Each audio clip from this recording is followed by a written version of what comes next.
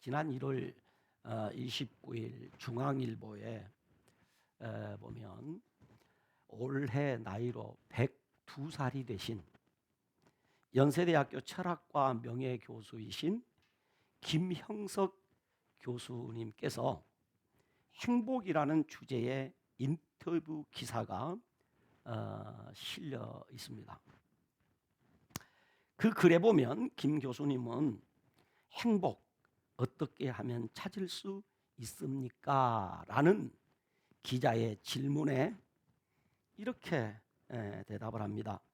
건너고 싶어도 행복의 강을 건너지 못하는 사람은 크게 두 부류가 있다.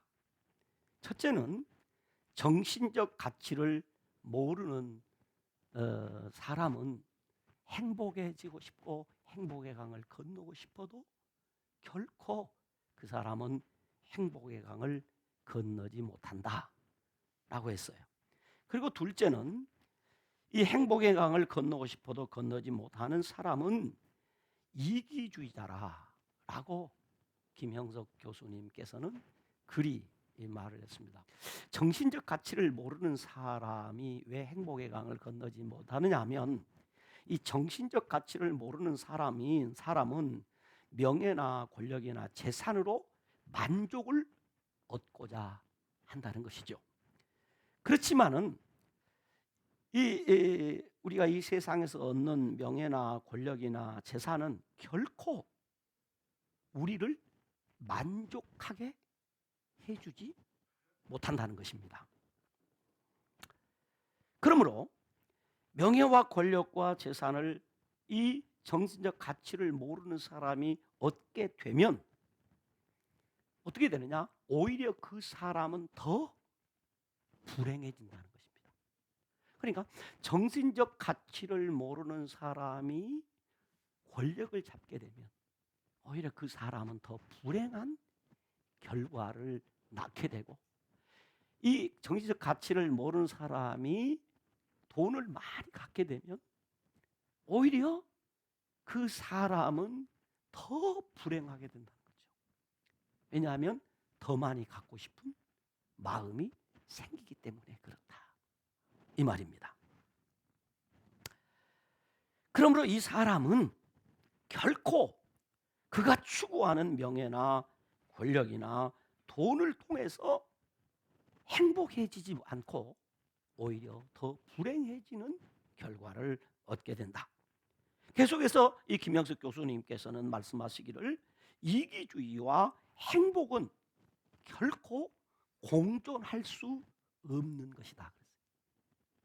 이기주의와 행복은 절대로 같이 공존할 수 없는 관계이다 라고 그 인터뷰 기사에 그리 말을 했어요.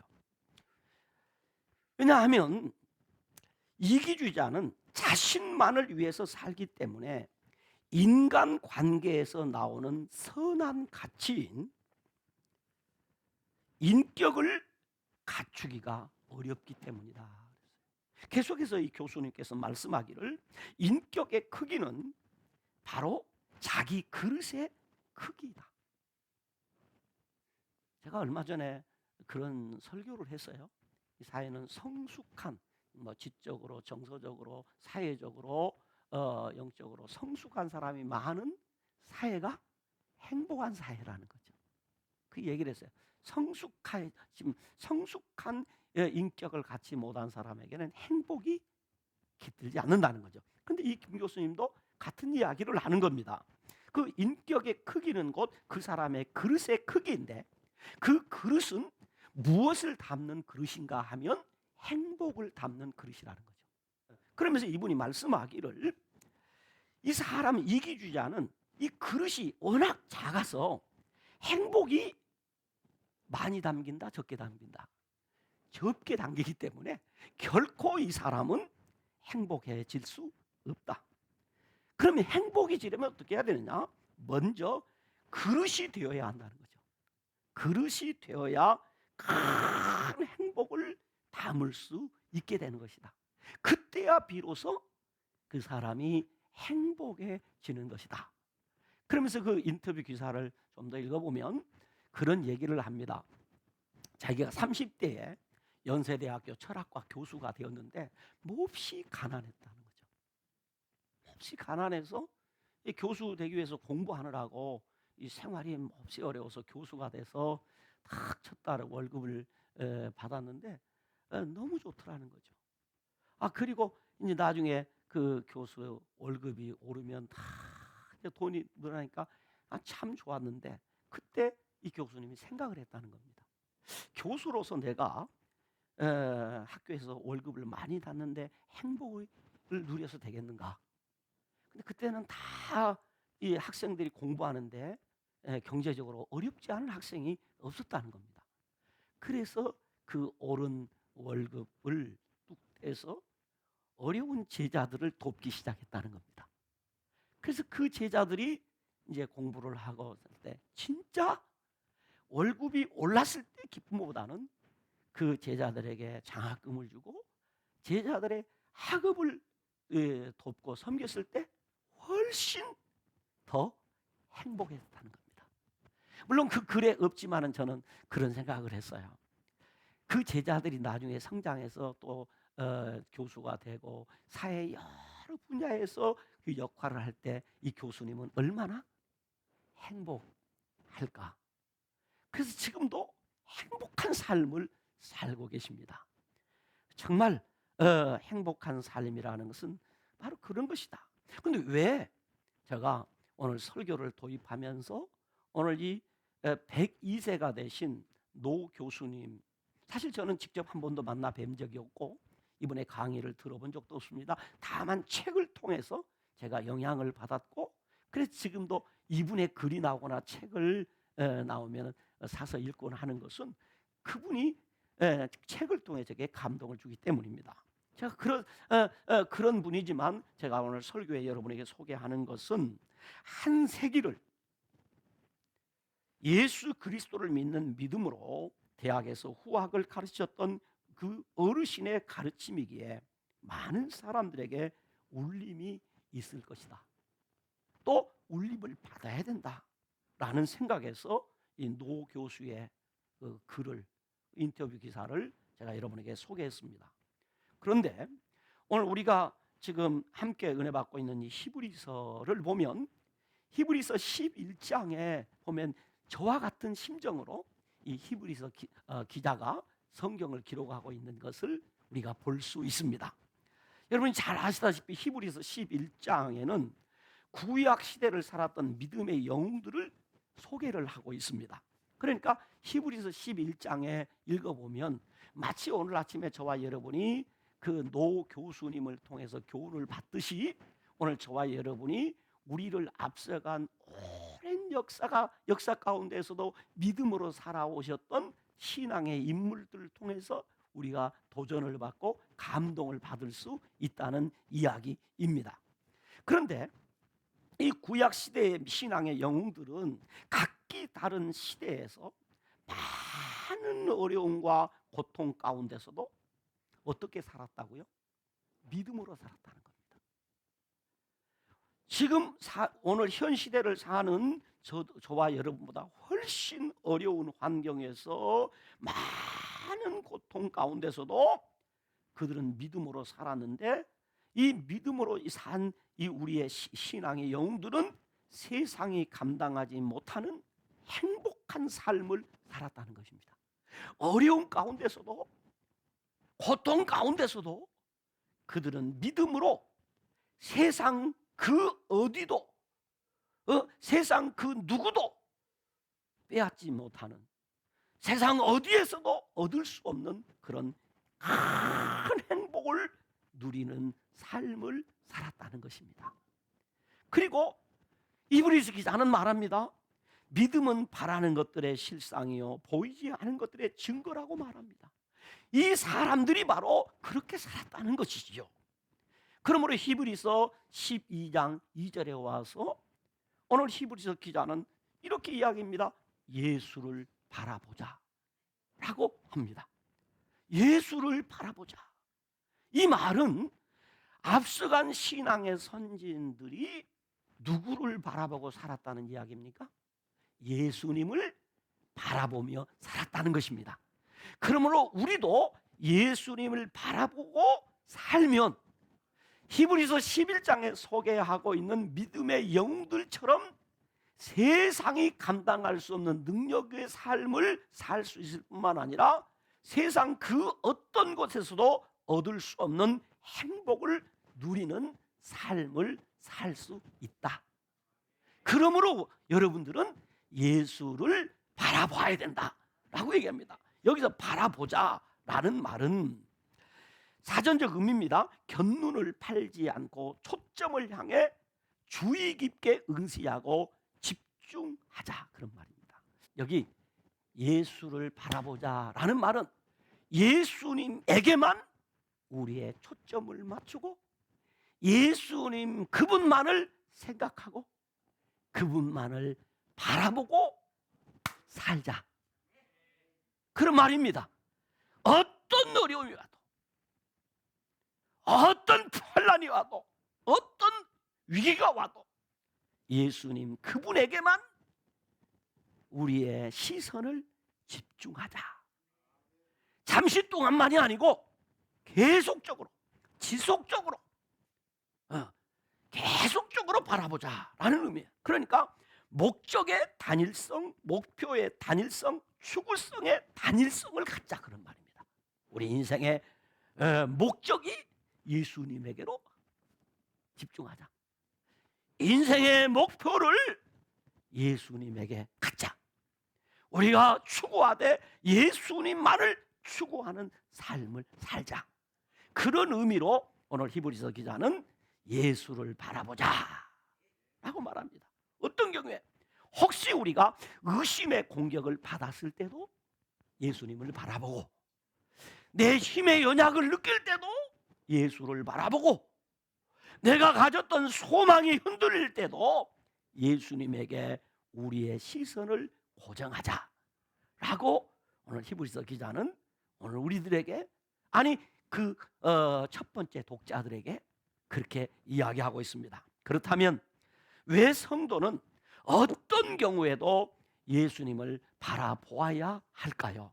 첫째는 앞서간 신앙의 영웅들이 모두 예수를 바라보았기 때문입니다. 히브리서 기자는 유대교와 기독교를 비교하면서 예수님이 얼마나 우월하시고 뛰어나신 분인가를 지금까지 설명해 왔습니다. 먼저 예수님, 이 히브리서 기자는 예수님과 선지자를 비교했어요. 선지자는 하나님의 말씀을 전하는 자이지만은 예수님은 선지자들이 전한 그 말씀의 주체이고 말씀 자체이시므로 예수님은 선지자보다 훨씬 뛰어나고 우월하신 분이다 라고 1장 1절로 2절 말씀에서 그리 말씀하셨습니다. 두 번째는 1장 4절에서 1장 14절까지를 통해서 천사와 예수님을 비교를 하면서 천사는 하나님의 사역자이지만 예수님은 하나님의 아들이심으로 예수님은 천사보다 훨씬 뛰어나신 분이다 라고 했어요. 세 번째는 3장 1절에서 6절까지를 통해서 모세와 예수님을 비교하면서 모세는 하나님의 종이지만 예수님은 하나님의 집을 맡은 하나님의 아들이심으로 예수님은 모세보다 뛰어나신 분이다 라고 했습니다. 네 번째는 4장 8절에서 11절에 여호수아와 예수님을 비교하면서 여호수아는 이스라엘 백성을 가나안 땅에 속한 안식으로 데리고 갔지만은 예수님은 완전한 안식을 주시는 분이심으로 예수님은 여호수아보다도 훨씬 뛰어나고 우월하신 분이다 라고 했습니다. 다섯 번째는 4장 14절에서부터 8장 전체를 통해서 대제사장과 예수님을 비교하면서 대제사장은 짐승을 희생제물로 드리는 자이지만 그리고 매년 반복해서 이 짐승 제사를 드려야 하지만은 예수님께서는 자신의 몸을 하나님께 드려 단번에 제사를 완성하심으로 영원한 우리의 대제사장이 되셨다. 그러므로 구약의 어떤 대제사장보다도 예수님은 더 우월하고 뛰어나신 분이다 라고 했어요.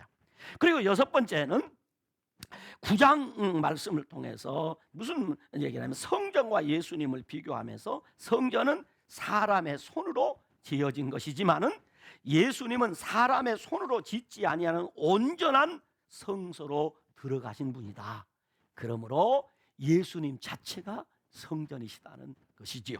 그 다음에 일곱 번째는 10장 1절 이하 18절까지 말씀을 통해서 제사와 구약의 제사와 예수님을 비교하면서 구약 제사는 죄를 영원히 없애지 못하지만은 예수님은 단번에 제사로 영원히 죄를 사하신 분이므로 예수님이 뛰어나고 우월하신 분이다 라고 예수님의 우월성을 지금까지 설명을 했습니다.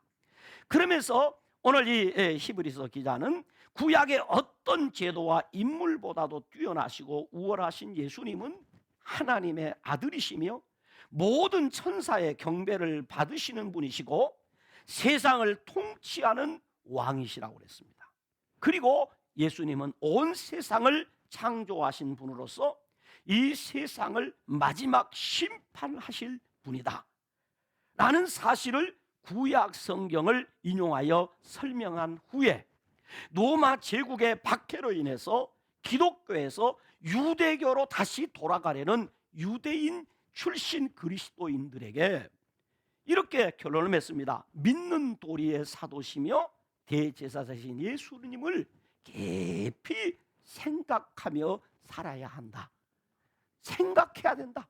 그래서 우리는 지난주에 너희는 생각하라라는 제목의 설교를 들었습니다. 예수님을 깊이 생각하며 고난의 세파를 견디며 믿음을 지켜 나가야 된다고 그들을 격려하며 권면했습니다. 11장에 이르러서 믿음이 무엇인지를 정확하게 가르치기 위해서 믿음이라는 큰 주제로 이스라엘 역사를 정리합니다. 히브리서 11장은 단순한 믿음만 얘기한 것이 아니라 믿음의 계보를 통해서 역사를 정리한 것이지요. 다시 말하면 우리가 구속사라는 말을 자주 쓰는데 히브리서 11장이야말로 하나님의 구속 역사를 아주 간략하게 정리한 내용입니다. 여러분이 오늘 설교가 조금 벅찰 수 있습니다. 왜냐하면 오늘 히브리서 설교 마지막이기 때문에 히브리서 1장 1절부터 마지막 절까지 히브리서 전체를 오늘 저와 여러분이 이 설교 시간에 듣게 되는 것이기 때문에 어쩌면 내용이 조금 벅찰 수 있습니다. 제가 욕심을 좀 부려보았습니다. 그러면서 저 나름대로 또 히브리서를 이렇게 한 편의 설교로 정리해보는 이런 시간도 가져보았습니다.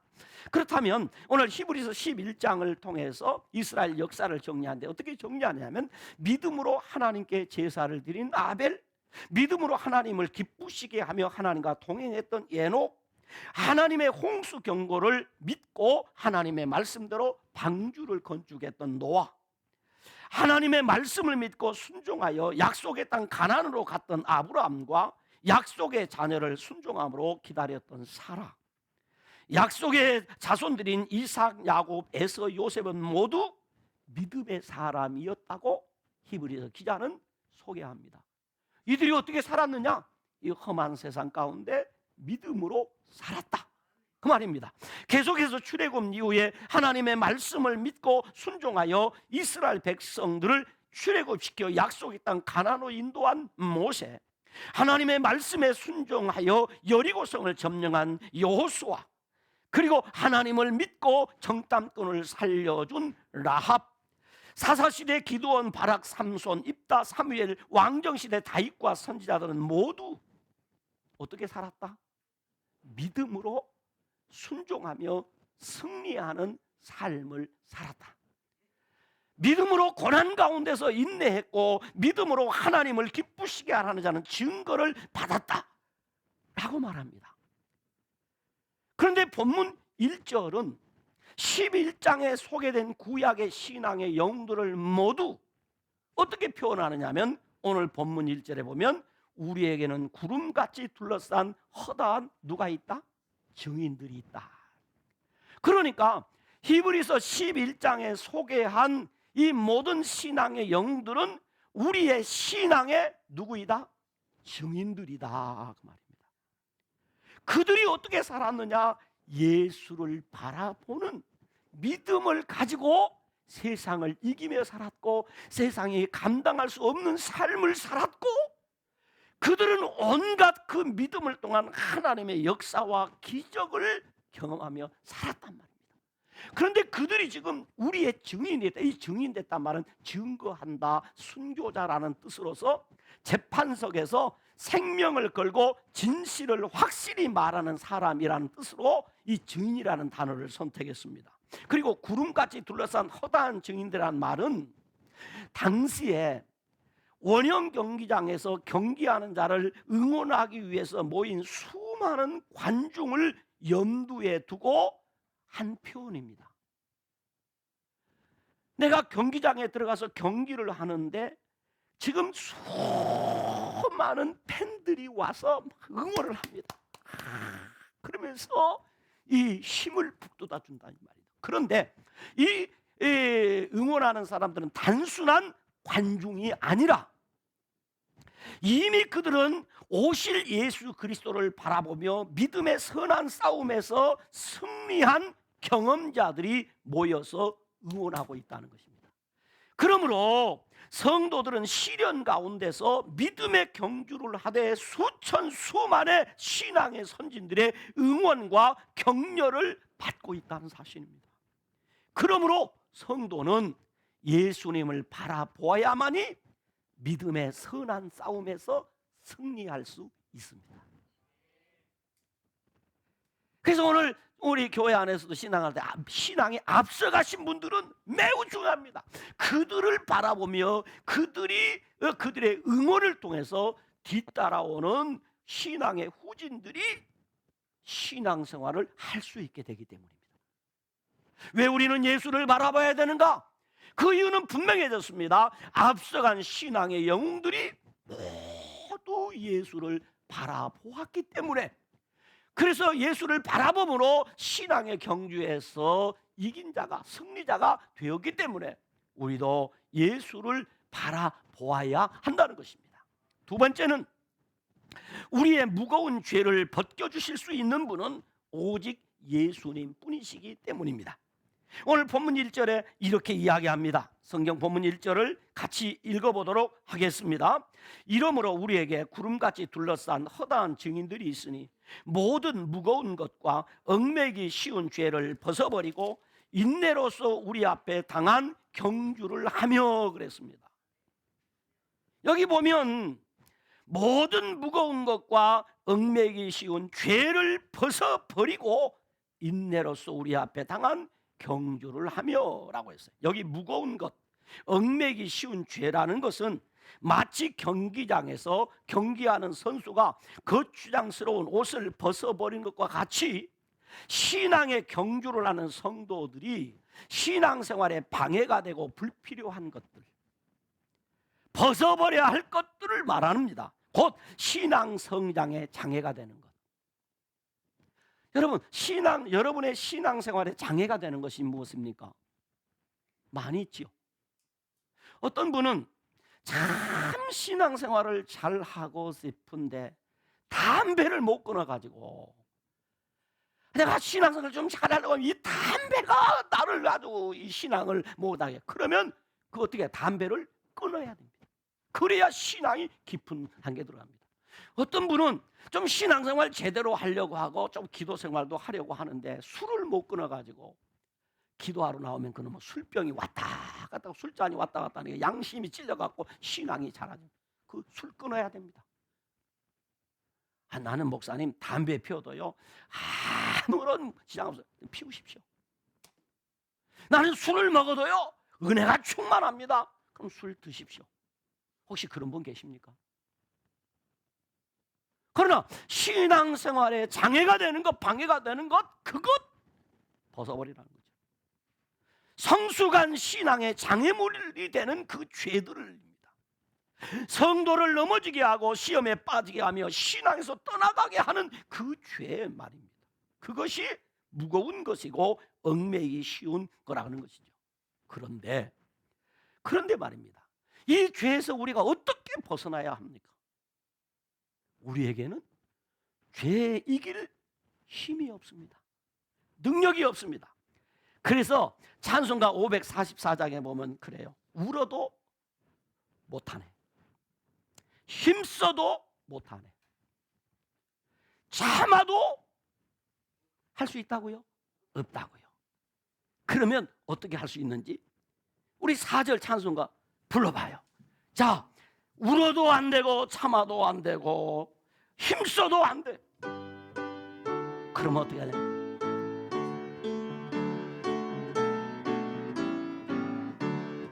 믿으면 되겠네.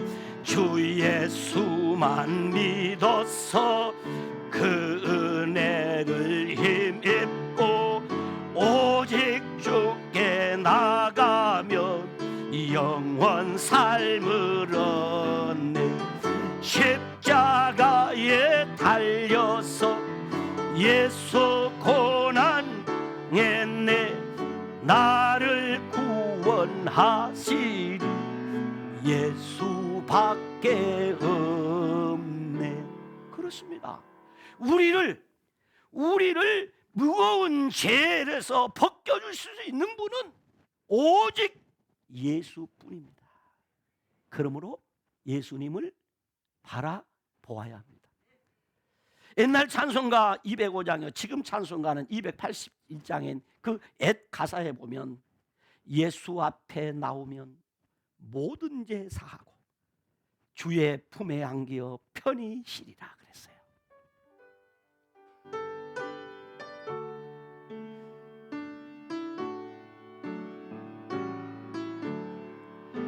예수 앞에 나오며 모든 죄 사하고 주의 품에 안기어 편히 쉬리. 우리 주만 믿으면, 이 주만 믿으면 모두 구원 얻으며 영생 복락 멸류관 확실히 받겠네. 그렇습니다. 예수님 앞에 나오면 모든 죄 사함을 받습니다. 그러므로 예수님을 바라보아야 합니다. 계속해서 찬송가 252장에 보면 나의 죄를 씻기는 예수의 피밖에 없다고 합니다.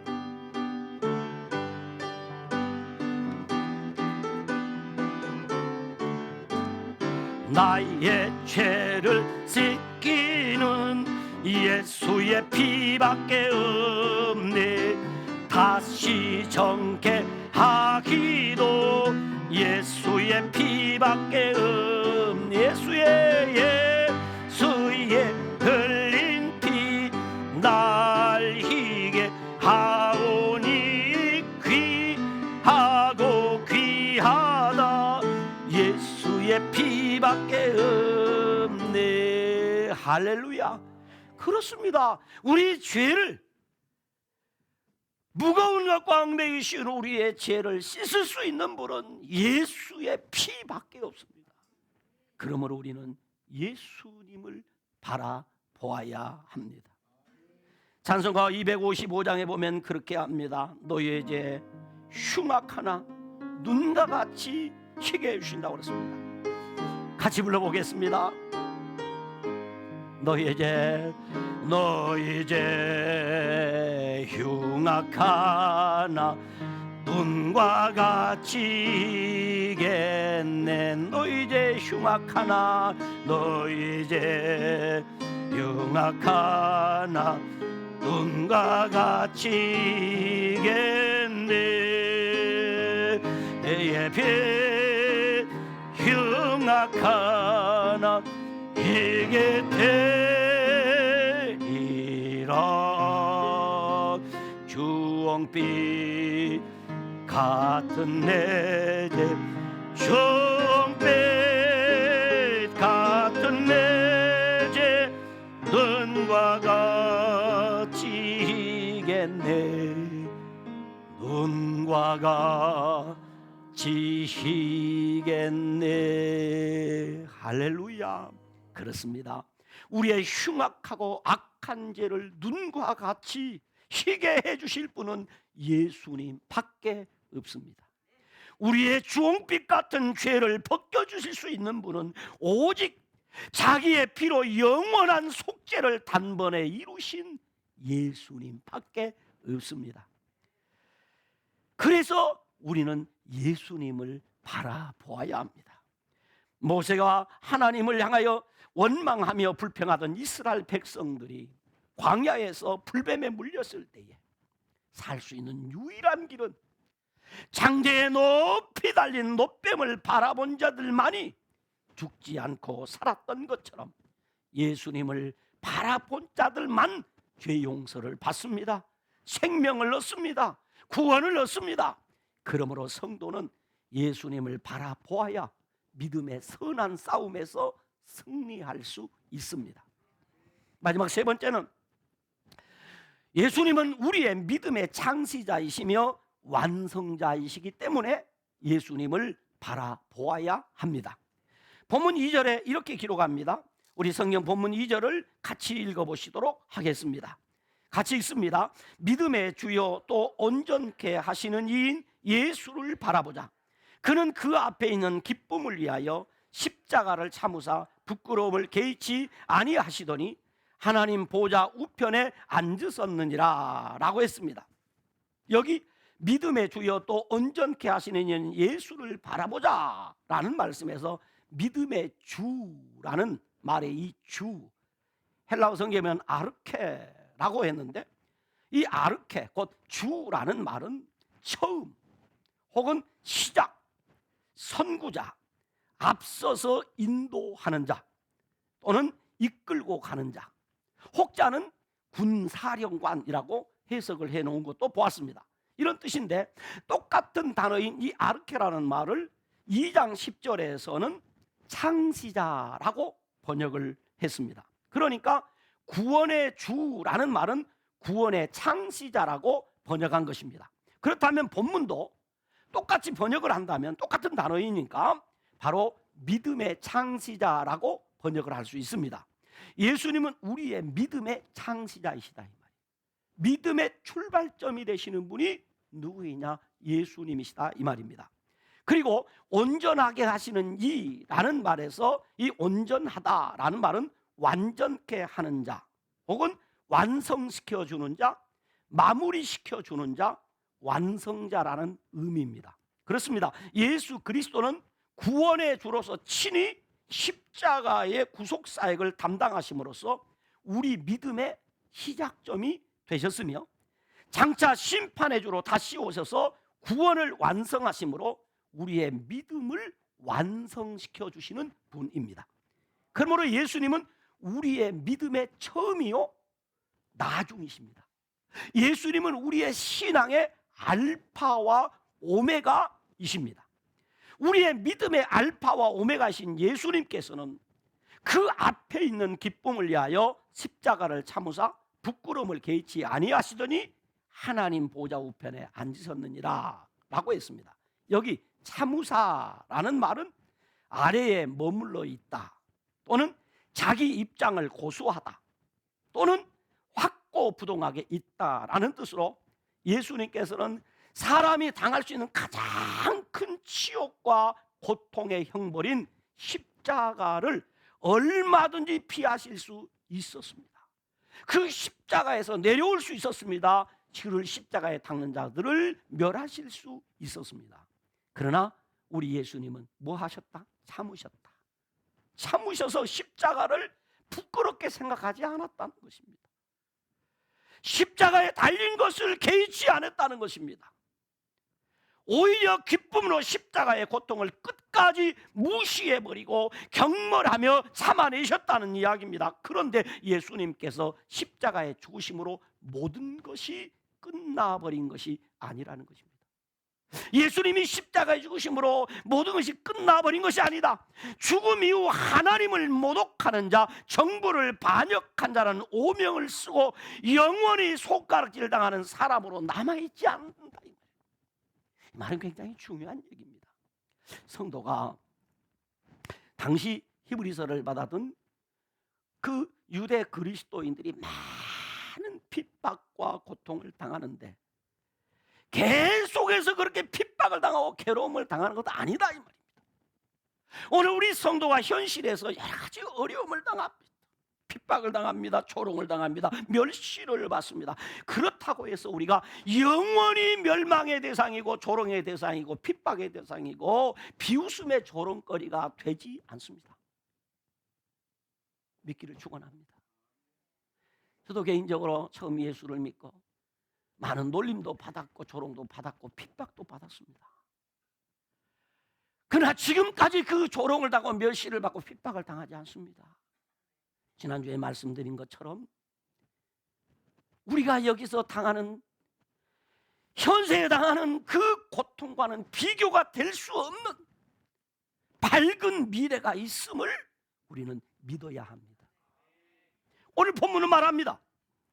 예수님께서 친히 그 앞에 있는 기쁨을 위하여 십자가를 참으사 부끄러움을 개의치 아니하시더니 어떻게 되었느냐? 하나님 보좌 우편에 구경 갔느니라. 그렇죠? 예수님이 하나님의 보좌 우편은 구경하고 계시느니라. 그렇습니까? 아닙니다. 예수님께서는 하나님의 보좌 우편에 앉으셨습니다. 아멘입니까?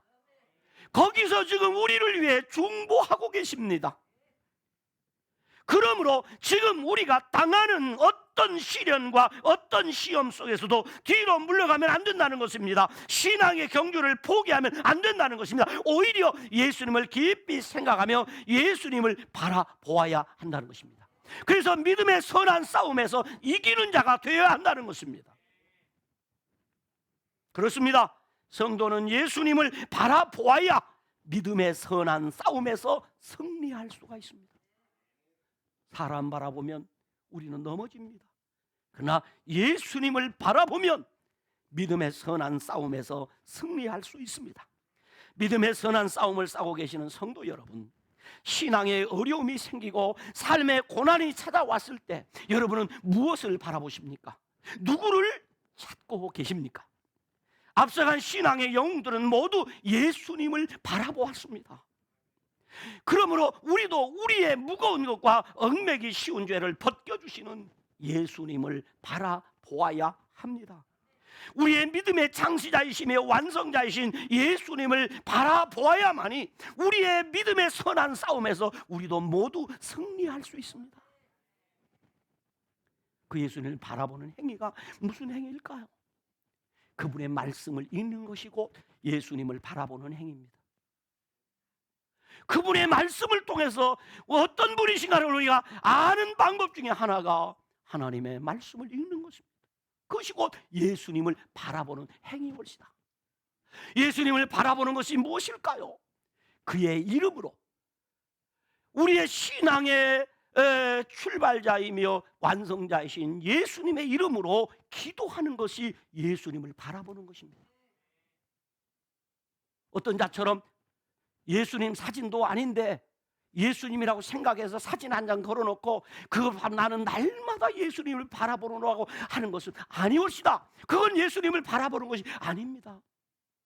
바로 예수님을 바라보는 것은 예수님을 가르치는 예수님의 말씀인 하나님의 말씀을 읽고 배우고 이 말씀에 은혜 받는 행위가 예수님을 바라보는 것입니다.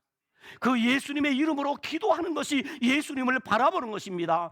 그 예수님을 전하는 것이 예수님을 바라보는 것입니다. 그래서 예수님을 전할 때 능력이 나타납니다. 예수님의 이름으로 기도할 때에 내 힘이 아닌 하나님의 능력, 예수님의 능력을 경험할 수 있게 되는 것입니다. 예수님을 바라보는 사람은 하나님을 기쁘시게 하는 삶을 살 수 있습니다.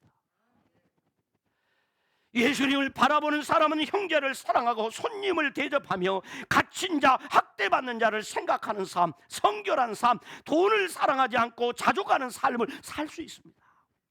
예수님을 바라보는 사람은 믿음의 선배들을 본받아 거짓 교훈에 끌리지 않고 주님 앞에서 하나님 앞에 항상 감사의 찬송을 올려드리는 삶을 살 수 있게 되는 것입니다. 예수님을 바라봐야 노래가 나오지. 세상 바라보면 노래가 어디가 나옵니까? 한숨만 나오지요. 탄생만 나오지요. 절망만 나오지요. 그러나 예수님을 바라보는 사람은 우리 하나님이 기뻐하는 찬양의 제사를 드리는 삶을 살 수 있습니다. 예수님을 바라보는 사람만이 선을 행하며 영적 지도자에게 순복하는 복 있는 삶을 살 수 있게 되는 것입니다. 그러므로 성도는 예수님을 바라보아야만이 믿음의 선한 싸움에서 승리할 수 있습니다.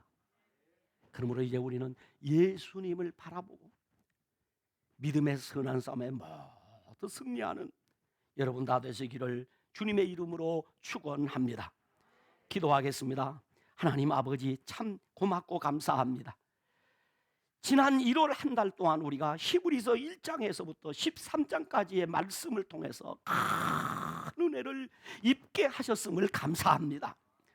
오늘 마지막 이제 12장 1절로 2절 말씀을 통해서 히브리서의 큰 주제인 예수를 깊이 생각하라, 예수를 바라보자라는 이 주제로 하나님의 말씀을 들을 수 있게 해주신 것 감사합니다. 하나님, 복잡한 세상 가운데 우리가 보아야 될 것이 많고 바라봐야 될 것이 많지만은 그래도 우리는 예수님만을 바라보며 살아가기를 원합니다. 우리의 앞서간 신앙의 선진들이 모두 예수님을 바라보므로 세상이 감당하지 못하는 행복을 누리고 세상이 감당하지 못하는 능력의 삶을 살았듯이 우리도 예수를 바라보므로 세상이 감당할 수 없는 삶을 살 수 있게 하여 주시옵소서. 하나님, 우리를 붙잡고 우리를 넘어지게 하고 우리로 하여금 깊은 영적 생활을 하지 못하게 하는 무거운 것과 얽매이기 쉬운 죄를 해결하실 수 있는 분은 오직 예수님 한 분뿐임을 우리가 알게 해주셨사오니 이제 예수님만을 바라보며 살아갈 수 있는 복된 은혜를 우리에게 허락해 주옵소서. 우리의 믿음의 출발자이시며 완성자이신 예수를 바라보는 우리의 삶을 이제는 구체적으로 실천하기를 원합니다. 그것이 하나님의 말씀을 읽고 듣고 배우는 일이요, 늘 예수님 이름으로 기도하는 일이요, 예수님의 이름으로 복음을 전하는 일이라고 했사오니 우리가 구체적으로 이제 예수님을 바라보는 삶을 살 수 있게 하여 주시옵소서. 그래서 우리의 믿음의 선한 싸움에서 모두가 승리하는 자들이 되게 하옵소서. 예수님 이름으로 기도드리옵나이다. 아멘.